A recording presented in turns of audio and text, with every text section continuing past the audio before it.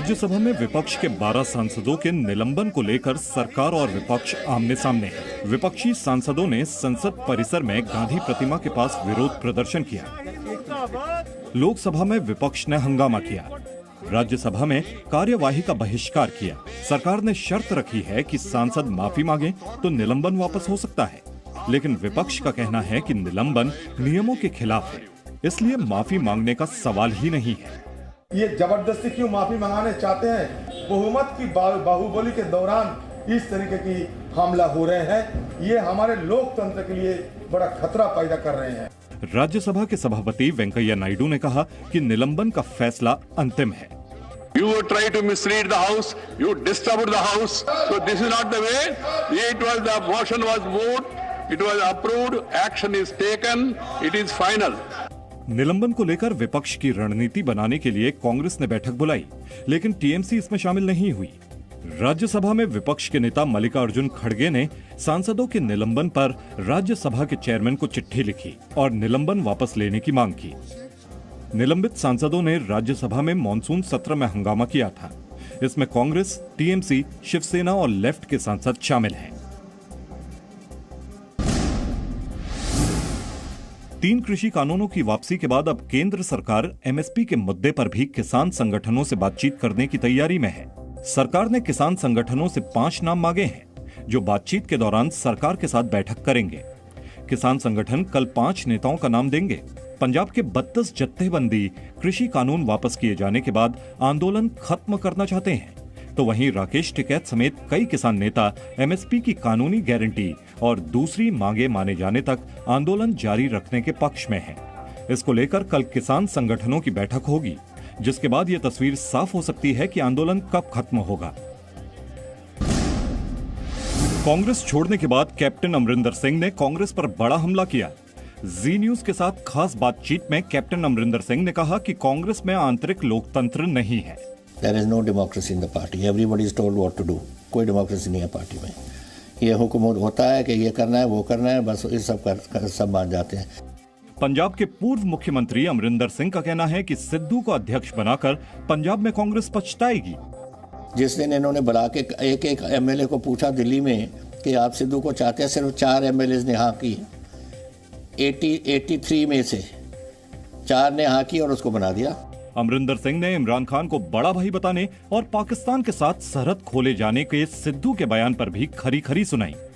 क्या बोला प्रेस को पाकिस्तान में? बहुत प्यार दिया मुझे इमरान खान में, बड़ा भाई है, तो बड़े भाई के पास जाए लड़े उधर लाहौर में। पंजाब में 2022 में विधानसभा के चुनाव होने हैं। इस चुनाव में अमरिंदर सिंह अपनी जीत को लेकर भरोसेमंद नजर आए। बीजेपी के साथ गठबंधन को लेकर भी उन्होंने 2 टूक जवाब दिया और साफ कहा कि जरूरत होगी तो वो प्रधानमंत्री मोदी को प्रचार के लिए पंजाब भी बुलाएंगे और बीजेपी का प्रचार करने दूसरे राज्यों में भी जाएंगे।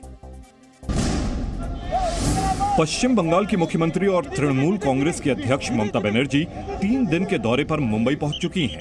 मुंबई पहुंचने के बाद ममता बनर्जी ने सबसे पहले सिद्धि विनायक के दर्शन किए। आने का मौका नहीं मिला। मेरे को प्लान था कि हम सिद्धि विनायक मंदिर में जरूर जाएंगे।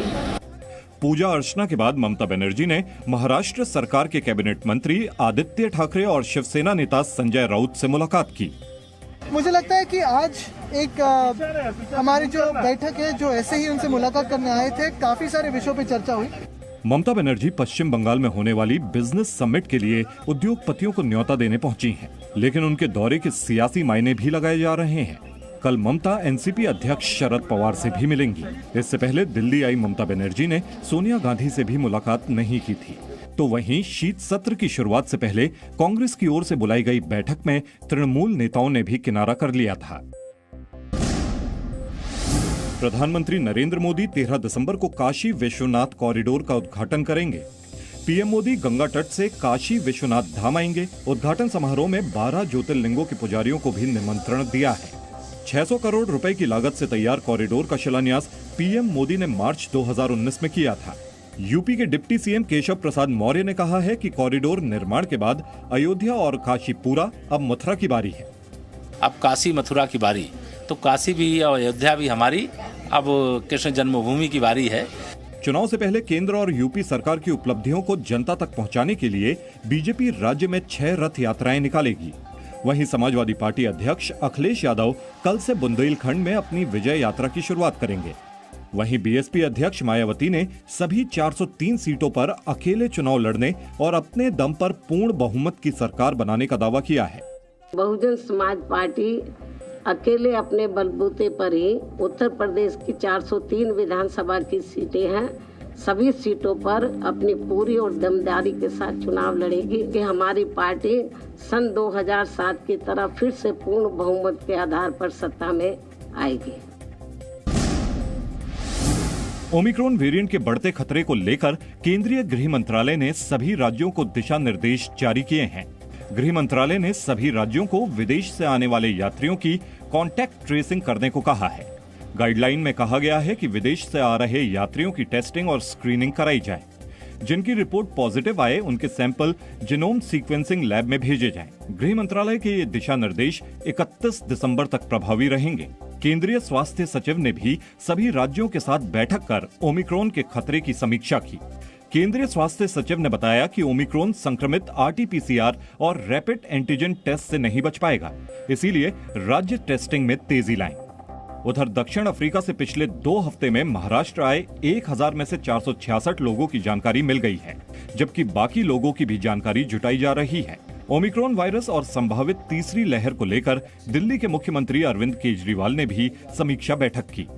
ओमिक्रॉन वायरस इंडिया में ना आए, और लेकिन अगर वो आता है तो 30,000 ऑक्सीजन बेड्स ऑलरेडी तैयार हो चुके हैं, जिसमें से लगभग 10,000 आईसीयू बेड्स हैं। ओमिक्रॉन वेरिएंट के खतरे को देखते हुए पूरी दुनिया में अलर्ट है। अमेरिका के राष्ट्रपति जो बाइडेन ने कहा है, वेरिएंट के खतरे से निपटने के लिए उनका देश फार्मा कंपनियों के साथ आपातकालीन प्लान बना रहा है। Fully vaccinated booster person is the most protected against COVID. Do not wait. Go get your booster if it's time for you to do so. Britain में ओमिक्रॉन के 8 नए केस आने के बाद कोविड बूस्टर प्रोग्राम को बढ़ा दिया गया है। We're making changes to our rules on self-isolation for close contacts in England to reflect the greater threat that may be posed by this new variant. So close contacts of anyone who tests positive with a suspected case of Omicron must self-isolate for 10 days. पुर्तगाल के एक club football team में भी 13 खिलाड़ी Omicron variant से संक्रमित पाए गए। वहीं जापान में भी ओमिक्रॉन वेरिएंट का पहला केस सामने आया है। देश की अर्थव्यवस्था से जुड़ी अच्छी खबर आई है। इस साल की दूसरी तिमाही यानी जुलाई से सितंबर के बीच भारत की जीडीपी ग्रोथ 8.4% रही है।